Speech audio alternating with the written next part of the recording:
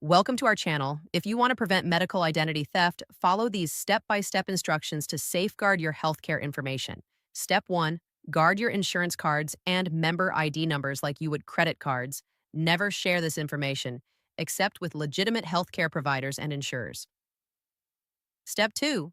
Review explanation of benefit statements from your insurance company carefully.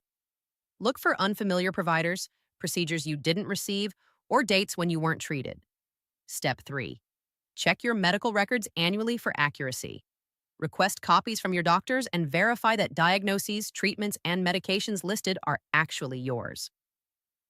Step 4. Shred documents containing health information before disposal. Medical bills, prescription labels, and insurance forms should be destroyed to prevent dumpster diving identity theft. Step 5. Be cautious about sharing health information on social media. Criminals use publicly posted medical details to impersonate victims and file fraudulent insurance claims. Step 6. Verify the identity of anyone requesting your health information. Scammers pose as insurance representatives, hospitals, or medical offices to steal personal data. Step 7. Use strong, unique passwords for patient portals and health apps. Enable two-factor authentication when available to add an extra layer of security. Step 8.